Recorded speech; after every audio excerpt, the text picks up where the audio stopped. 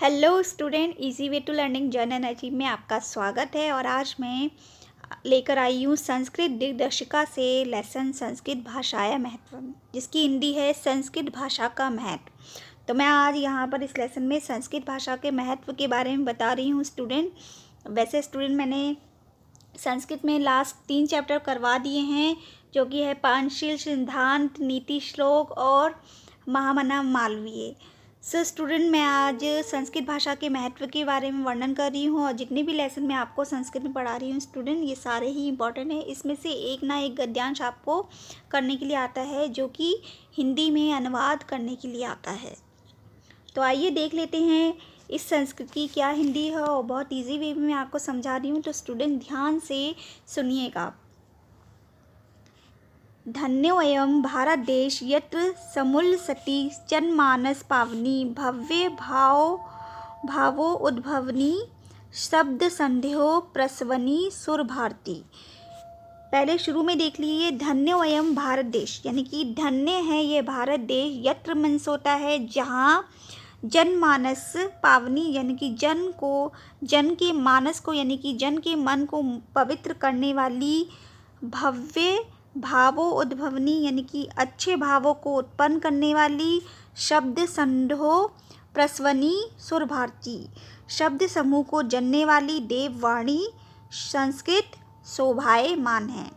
Next, विद्यमानेषु निखिलेषु अपि वयं येषु अस्या वामयं यं सर्वश्रेष्ठ सुसंपन्न च वर्तते। इसकी हिंदी है विद्यमान, यानी कि विद्यमानेषु मतलब है विद्यमान समस्त, वायम येषु का मतलब है स्टूडेंट साहित्य, और यहाँ पर वायुमेषु लिखा है तो यहाँ पर साहित्यों की बात हुई है, और फिर वायमयम लिखा है तो यहाँ सिर्फ साहित्य लिखेंगे हम। तो विद्यमान समस्त साहित्यों में इसका जो साहित्य है सर्वश्रेष्ठ है और सुसंपन्न है, यानी कि संस्कृत भाषा का जो साहित्य है वो सर्वश्रेष्ठ है सभी भाषाओं में। इयमेव भाषा संस्कृत नाम्नी लोके प्रथिता अस्ति, इसलिए यही भाषा संस्कृत में यानी कि संसार में संस्कृत नाम से प्रसिद्ध है। इयमेव का मतलब होता है इसलिए, ये भाषा यानी कि संस्कृत भाषा जो है संसार में संस्कृत के नाम से प्रसिद्ध है। उसके बाद, अस्माकं रामायण महाभारत ऐतिहासिक ग्रंथा चत्वारो वेदा सर्वा उपनिषदा अष्टादश पुराणानि अन्यान्यानि च महाकाव्य नाट्यादीनि अस्यमेव भाषाया लिखितान संति। स्टूडेंट ध्यान से सुनिए इस लाइन को। अस्माकम यानी कि हमारे जो रामायण है, महाभारत है और ऐतिहासिक ग्रंथ, चारों वेद, सभी उपनिषद, अष्टादश पुराणी का मतलब है 18 पुराण, चा पहले आ गया तो चा का मतलब है और अन्य महाकाव्य नाटक आदि लिखे गए हैं। यानी कि इसी संस्कृत भाषा में हमारे रामायण, महाभारत, ऐतिहासिक ग्रंथ, चारों वेद, सभी उपनिषद, 18 पुराण और महाकाव्य नाटक सभी इसी संस्कृत भाषा में लिखे गए हैं। फिर उसके बाद है, ये में भाषा सर्वा समार्य भाषाएं भाषाणा जन नीति मन्यते भाषा तद विद्भी। इसका मतलब है भाषा वैज्ञानिक इसी भाषा को समस्त आर्य भाषाओं की जननी मानते हैं। ये माने यानी कि इसी भाषा को सभी जो भाषा मनोवैज्ञानिक है, भाषा वैज्ञानिक है, इसी भाषा को कौन सी भाषा मानते हैं? आर्य भाषाओं की जननी मानते हैं। संस्कृत तस्य गौरवः बहुविद्या ज्ञानाश्रयत्वा व्यापकत्वा च न कस्यापि दृष्टे विषया। यानी कि संस्कृत का जो गौरव है, संस्कृत का जो गौरव, इसका विविध प्रकार के ज्ञान को आश्रय प्रदान करना, इसकी व्यापक किसी दृष्टि से ओझल नहीं है। यानी कि जो संस्कृत का जो गौरव है वो विविध प्रकार के ज्ञान को आश्रय यानी कि सहारा दिया है, और इसकी जो व्यापकता है यानी कि जो इसकी जो वाणी है वो किसी भी दृष्टि से ओझल यानी कि किसी से दूर नहीं है। संस्कृत तस्य गौरमेव दृष्टि पथमानीय सम्य युक्त चार्य आचार्य प्रवीणीन दंडिना, यानी कि संस्कृत के गौरव को महत्व देते हुए आचार्य श्रेष्ठ दंडी ने ठीक ही लिखा है। संस्कृत तस्य के गौरवमेव का मतलब है संस्कृत के गौरव को महत्व देते हुए आचार्य श्रेष्ठ दंडी जी ने ठीक ही लिखा है। नीचे लाइन है, संस्कृतम नाम देवी वाग्यथा महर्षि भी, संस्कृत को महर्षियों ने देववाणी कहा है। यानी कि आचार्य दंडी ने ठीक ही कहा है कि संस्कृत को महर्षियों की जो भाषा है वो देववाणी कहा जाता है। सो स्टूडेंट, मैंने आपको ये जो पैराग्राफ है बहुत अच्छे से समझा दिया है, तो आप एक बार अच्छे से रिपीट करके देख लीजिए।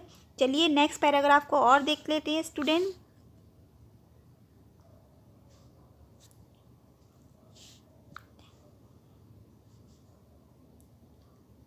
संस्कृतस्य साहित्यम सरस व्याकरणश्च सुनिश्चित, यानी कि जो संस्कृत का जो साहित्य है वो सरस यानी कि रसपूर्ण है, और जो व्याकरण है वो सुनिश्चित है। यानी कि संस्कृत जो भाषा है जो कि व्याकरण यानी कि जो ग्रामर यूज़ की गई है वो सुनिश्चित है, और जो संस्कृत का साहित्य है वो सरस है यानी कि रसपूर्ण है, तो बहुत ही सरल है।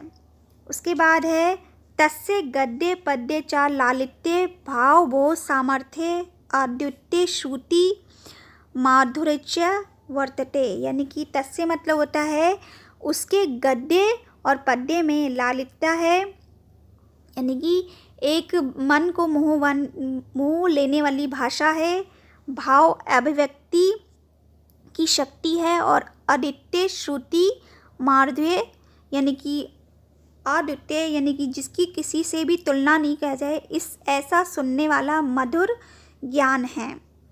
कि बहुना चरित्र निर्माण यादृशी सत प्रेरणा संस्कृत वाग्मयम ददाति ना ताशीर्म किंचिदन्त्यता।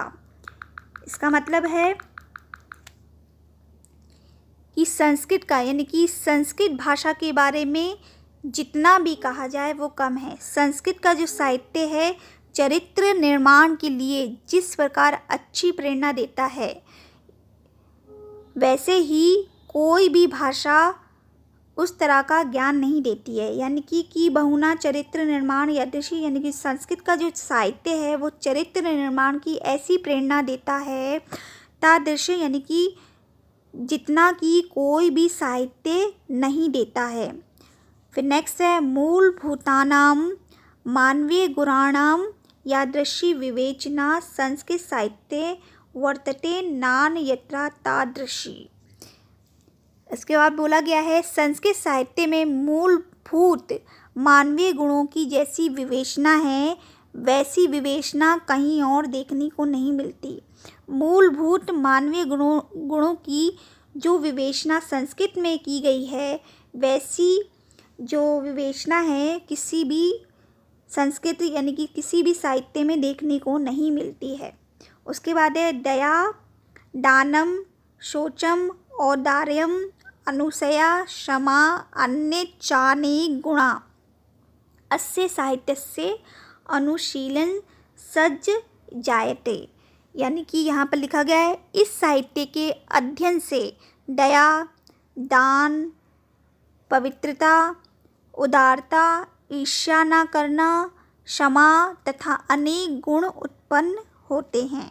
यानी कि संस्कृत के श्लोकों को समझने से ये सारी भावनाएं हमारे अंदर उत्पन्न होती है। कौन कौन सी? दया, दान, शोचम मतलब होता है पवित्रता, औदार्यम मतलब होता है उदारता, अनुसया मतलब होता है ईर्ष्या न करना, और क्षमा मतलब होता है क्षमा यानी माफ़ी, और अन्य अनेक गुण इसी संस्कृत भाषा के व्याख्या यानी कि पठन करने से हमें मिलते हैं। तो ये गद्यांश भी आपको समझ में आ गया होगा। मैं एक बार और समझा दे रही हूँ। संस्कृत का जो साहित्य है वो बहुत ही सरस है, यानी कि बहुत ही रसपूर्ण है, और व्याकरण जो है सुनिश्चित है। तस्य गद्य पद्यता लालित्य भाव मूल सामर्थ्य है, यानी कि इसके जो गद्य पद्य हैं वो लालित्य से युक्त है, भावों को सामर्थ्य देने वाली है, और इसका जो किसी से भी तुलना की जाने वाली इसकी श्रुति जो है वो बहुत ही मधुर है।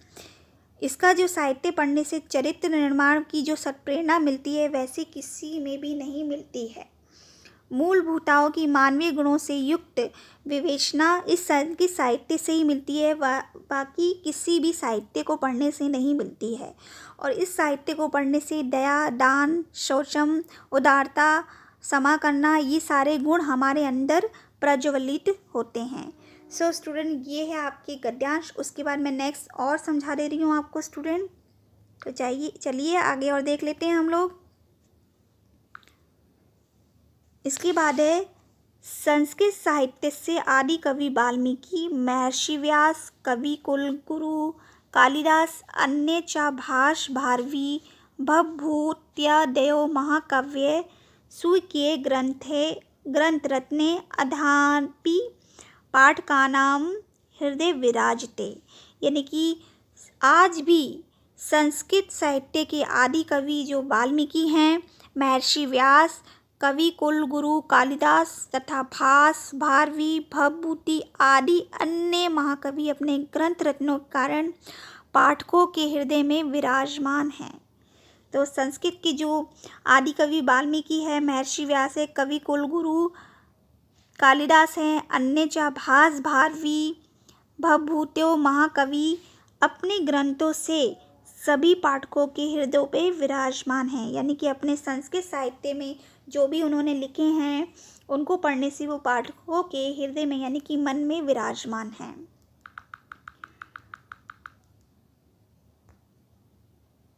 उसके बाद है इयं भाषा अस्माभिः मात्र सम्मान्य वंदनीय च यतो भारतमातुः स्वातन्त्र्या गौरवम् अखण्डत्वं सांस्कृतिकमेव वच संस्कृतनेव सुरक्षितुं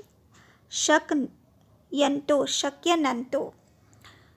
तो यहाँ पर बोला गया है कि हमारे लिए जो भाषा है, संस्कृत भाषा है, वो माता के समान सम्माननीय और वंदनीय है, यानी कि ये जो भाषा है हमारे लिए माता के समान सम्माननीय और वंदनीय है, क्योंकि संस्कृत के द्वारा ही, यह तो मतलब होता है क्योंकि संस्कृत के द्वारा ही भारत की जो स्वतंत्रता है, प्रतिष्ठा है, अखंडता है और सांस्कृतिक एकता है सुरक्षित रह सकती है, यानी कि इसी संस्कृत भाषा के द्वारा ही भारत की जो स्वतंत्रता है, प्रतिष्ठा है, अखंडता है और सांस्कृतिक एकता है वो सुरक्षित रह सकती है।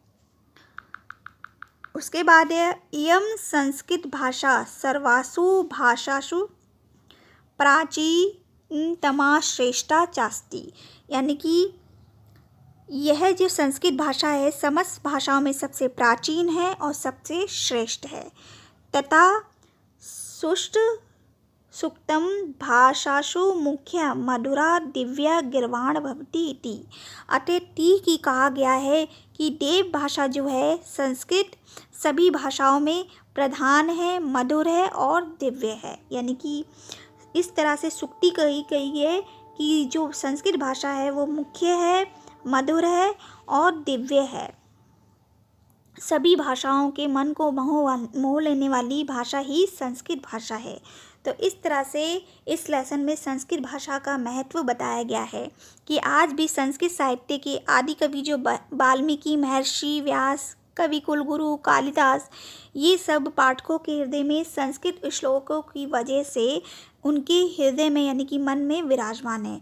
और हमारे लिए जो संस्कृत भाषा है वो भारत यानी कि माता के समान है, सम्माननीय और वंदनीय है, और संस्कृत के द्वारा ही भारत की जो स्वतंत्रता है, वो गौरव है, अखंडता है, वो बनी हुई है। इसीलिए ठीक ही कहा गया है कि संस्कृत भाषा का जो भाषा है वो सबसे प्राचीन भाषा है और सबसे श्रेष्ठ भाषा है।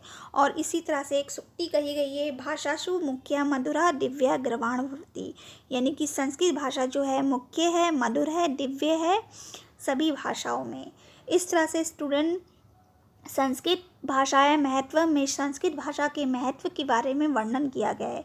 सो स्टूडेंट इसके में से एक ना एक गद्यांश आपका आता ही है, जिसमें से लास्ट में 2019 में आपका ये संस्कृतस्य साहित्यम सरसम व्याकरणस्य सुनिश्चित ये आया था। सो स्टूडेंट ये इस लेसन को आप अच्छे से पढ़ लीजिए। इसके क्वेश्चन आंसर भी आते हैं जो कि मैं आगे आपके नेक्स्ट वीडियो में बनाऊंगी।